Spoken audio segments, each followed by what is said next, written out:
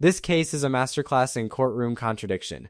A defendant claiming she left rehab to turn herself in, only to rack up new felony charges while pregnant, miss probation check-ins, and offer explanation after explanation that just doesn't line up.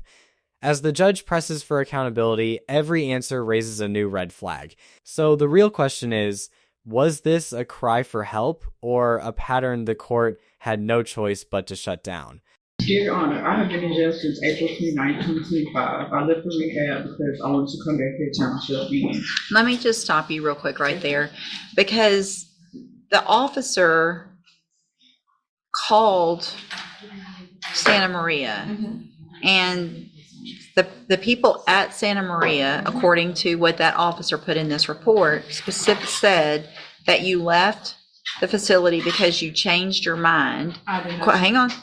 Quote, Santa Maria is not the best option for me at this time. Are you saying you did not say that? I did not say that. She know why I left because I had a warrant for my arrest and I didn't want the police to pick me up. I couldn't go to the DPS and get my ID and stuff. So I was going to come back to Port Arthur, turn myself in, and just go from there. But I didn't leave because I didn't want the help. That's why I found out I was pregnant on March 31st. I found out I was pregnant. I was in that rehab. I left because they wanted me to go to get my ID, and I couldn't go there because I had a warrant out for my arrest. Okay, so you found out you were pregnant in March. Yes. And then you went and committed an evading arrest with a vehicle, a duty on striking an unattended vehicle, and an aggravated assault against a public servant a month later after you found out you were pregnant? I was on drugs, Your Honor. While you were pregnant? Yeah, I made the mistake of leaving the rehab and I got on drugs, and the next few days later I got arrested. But you said you made the mistake of leaving the rehab, but you said you left the rehab to come and turn yourself in. So you didn't leave the hang on. So you didn't leave the rehab to come turn yourself in, because if you had, you would have come straight here and turned yourself in and you wouldn't have these new offenses. I had to catch a bus, so I had to go downtown, wait for the bus to come, and in that time, I caught a charge. I don't want to be separated from my baby, Your Honor. This is mine. So in that time, hold on. So you had left the facility at least by April 17th. Yes. And then your new charges were April 29th. Yes. So that's 12 days Yes. of waiting on a bus and catching a charge. I didn't have the money, so I got the money together to catch the bus back out here, the Greyhound. And once I got the money, the day I was going downtown, I got arrested for trying to evade the police because I was on drugs. I was scared and I was on drugs. So all the times that you failed to report to the probation office, March 7th, March 10th,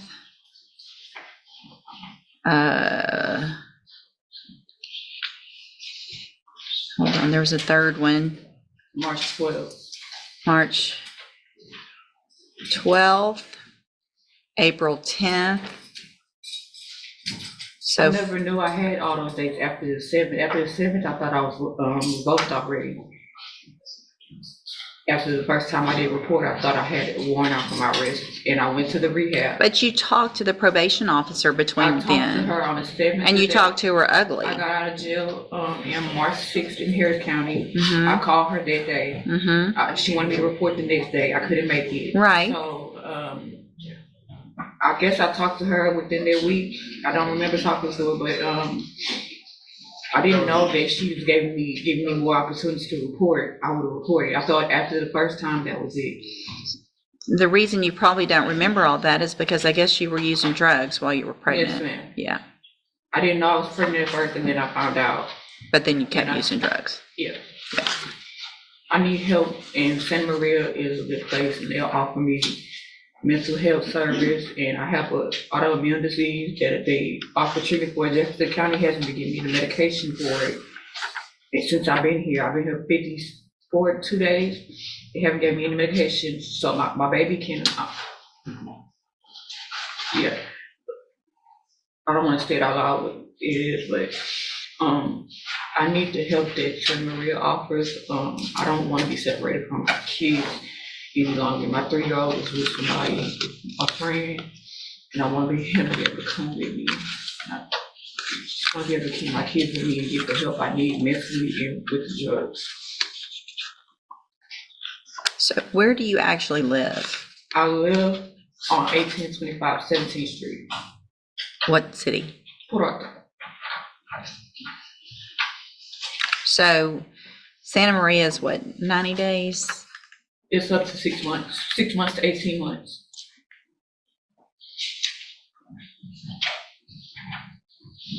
It was verified through the Harris County Community Supervision Court Liaison that the program is 6 months. Yeah. So where did you get the 6 months to 18 months? They told me at Santa Maria when I was there, it's up to, you can stay up to 18 months.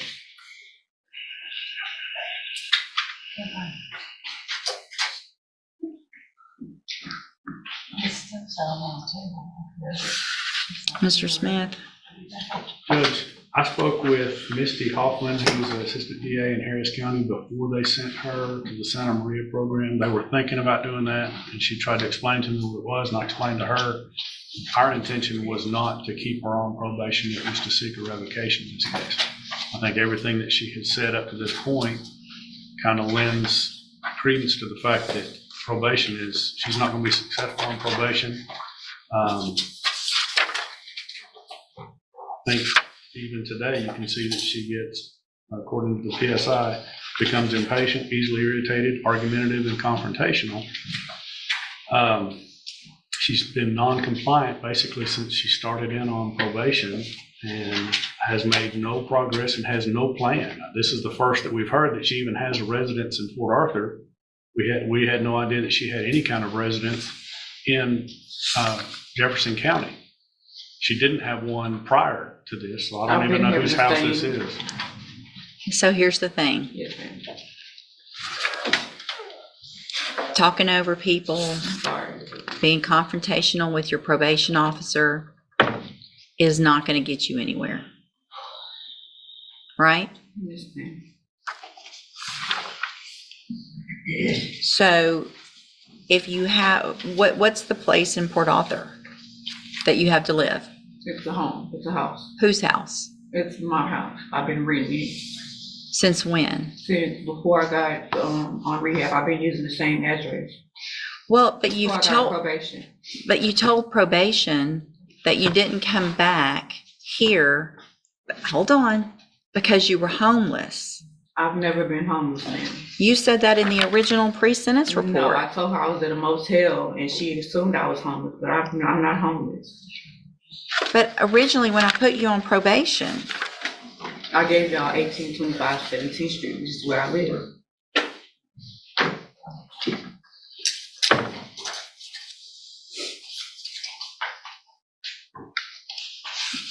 if you had a residence here in Jefferson County and you were on probation here in Jefferson County, then why didn't you come back here when you got out like you were supposed to?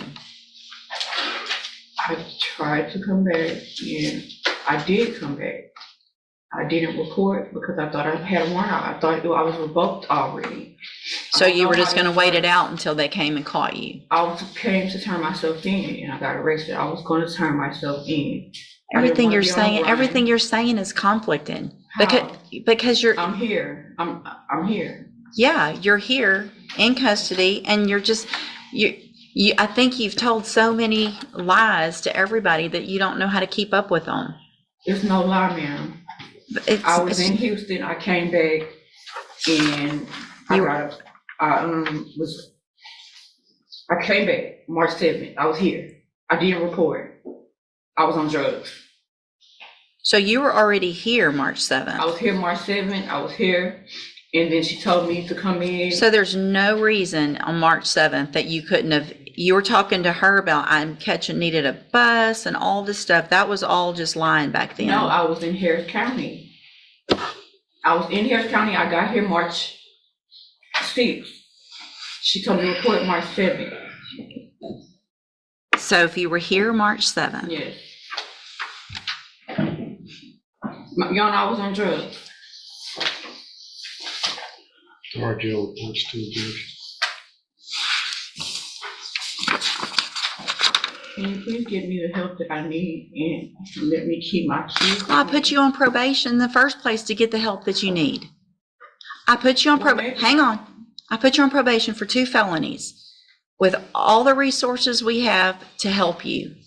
And instead of taking advantage of those, you came back, you didn't go ask for help, you just had to show up one time and say, I need help, I'm pregnant, I'm using drugs, I need help.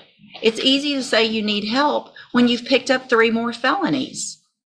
I didn't pick them up, they dismissed them, I only got 1. They dismissed the other ones. Well, I'm sure that was part of some plea agreement. You still got arrested for 3 ma'am. felonies, serious felonies. Not just little stuff, not a possession case. Your Honor, please, I do not want to be a felon. I can't complete Well, this. quit committing felonies. Yes, ma'am, that's because of the drugs. Then I lost a baby last year. I had a stillborn at 7 months pregnant because of drugs. I need help with drugs and rehabilitation. Maybe you need to stop getting pregnant for a while. Yes, ma'am. Looks like one of the jail incidents also involved an assault of another inmate and an attempted through a bar soap and actually hit one of the correctional officers and tried to swing on one of the other correctional officers. That is okay. What I that? never tried to assault a correction officer at this time. No. Like jail, prison time, and no. Let me take a.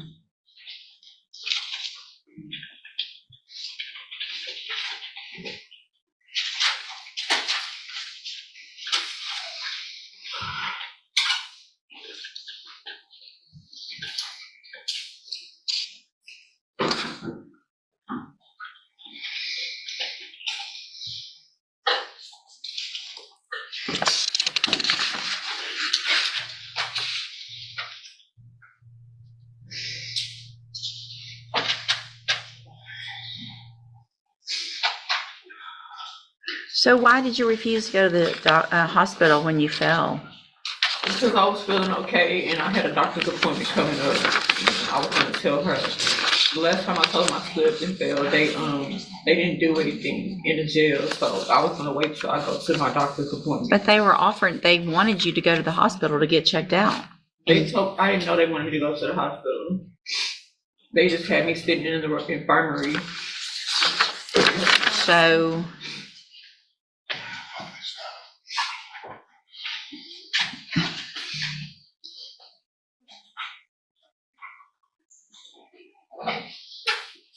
You supposedly said you fell, you were refusing to go to the hospital. They told you the doctor wanted you to go to the hospital. You said that you would go, but asked if you could go back to your dorm first. And they said, we're not doing all that back and forth. You asked if you would be transported via van or EMS. They said, don't worry about that. Then you said, I refuse, I'm not going to the hospital. That's when I talked to Dr. Kim. Dr. Kim told me whatever was wrong, I could tell the doctor when I went to the doctor. So that's what I was waiting on. So they're making it up that doctor wanted you to go to the hospital. They wanted me to go, and I told them I was going to wait until. But that makes me, you're not taking care of yourself and your baby. My baby is fine. How do you know? If you fell and hit your head and they wanted you to go get checked out at the hospital, then how do you know she's fine and he's fine? You don't know. No.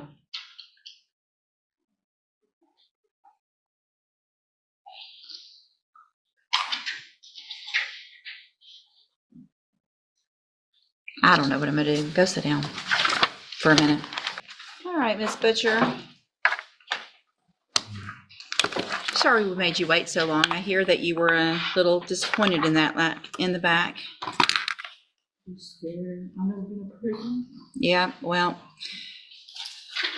based on everything that I've already said, based on the fact that you stood here and told different stories about every single thing you said, based on the fact that you've already lost a baby and you're lucky you didn't lose this one, and who knows what's going to happen with this one because you were using drugs, based on the fact that you got felonies while you were on a felony probation, based on the fact that this lady here was trying to help you.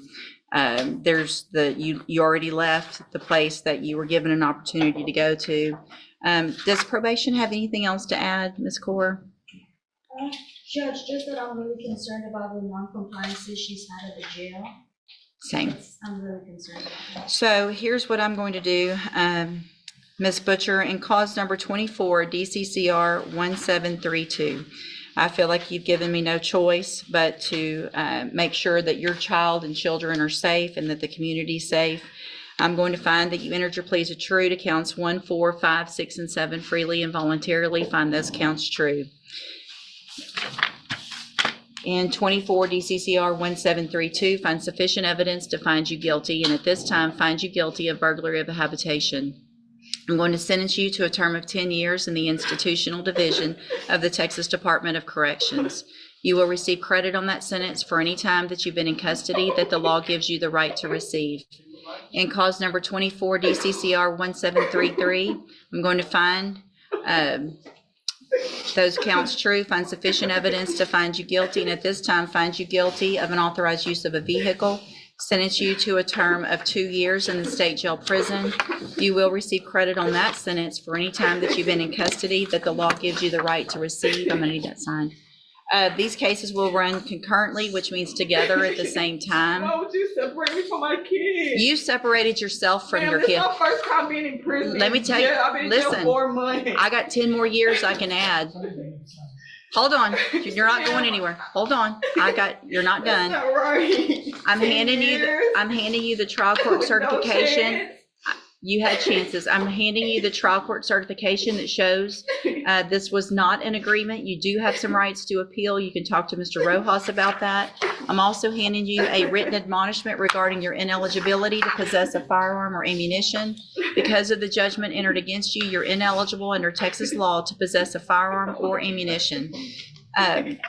Possession of a firearm or ammunition could lead to charges against you. Firearm is a legal term. You should read the written admonishment I provide you to see what devices qualify as a firearm. You need to sign that and I'll give you a copy of it. If you had showed me that you could behave in our jail, there might have been some other things that I would consider, but Thank you.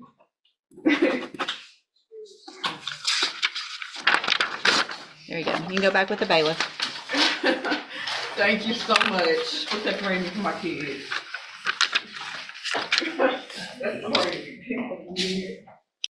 What we just watched was not simply a sentencing hearing, it was a full accounting of choices, credibility, and consequences unfolding in real time. From the very beginning, this courtroom exchange centered on one core issue: responsibility.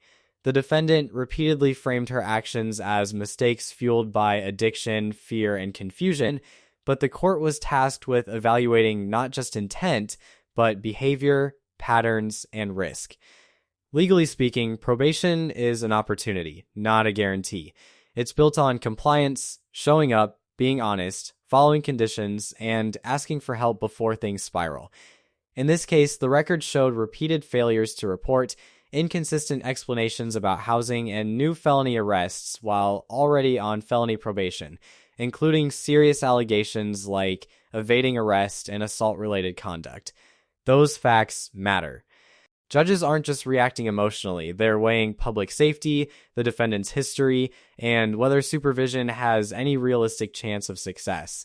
One of the most striking moments here is how the defendant's own statements undermined her requests for leniency. She insisted she left rehab to turn herself in, yet admitted she spent nearly 2 weeks using drugs and accumulating new charges instead of reporting directly. That gap is critical. Courts look at timelines very closely, and when actions don't match explanations, credibility erodes fast. Once that trust is gone, alternatives like treatment programs become much harder to justify. Pregnancy also played a major role in the emotional weight of this hearing, but not in the way many might expect. While courts absolutely consider the well-being of unborn children, that concern cuts both ways. The judge repeatedly emphasized that refusing medical care, continuing drug use, and engaging in violent or reckless behavior while pregnant raised serious concerns about both the defendant's judgment and the safety of the child. Compassion doesn't replace accountability, especially when prior opportunities have already been exhausted. From a legal standpoint, the final ruling reflects that reality. The judge found the probation violations true, accepted the pleas as knowing and voluntary, and imposed 2 sentences, 10 years for burglary of a habitation and 2 years for unauthorized use of a vehicle, to run concurrently. That means they're served at the same time, not stacked, which is actually significant. While 10 years is undeniably severe, concurrent sentencing avoids extending the punishment beyond the highest sentence imposed. The judge also clearly outlined post-conviction consequences, including firearm prohibitions and appeal rights, reinforcing that this was not a rushed or emotional decision, but a structured legal outcome based on the evidence presented. And perhaps most telling was the judge's final explanation, that better behavior while in custody might have opened the door to different options, but ongoing incidents, confrontations, and refusals closed that door. So here's the bigger takeaway. Addiction explains behavior, but it doesn't excuse it, especially when the system has already tried to intervene. This courtroom wasn't debating whether the defendant needed help. Everyone agreed on that. The issue was whether probation was still a viable tool to provide it. The court's answer was no. Now we want to hear from you. Do you think the judge made the right call here, or should treatment have been prioritized one last time? Where do you draw the line between compassion and accountability? And if you found this case as shocking as we did, make sure to hit that like button, share your thoughts in the comments, and don't forget to subscribe for more jaw-dropping courtroom breakdowns.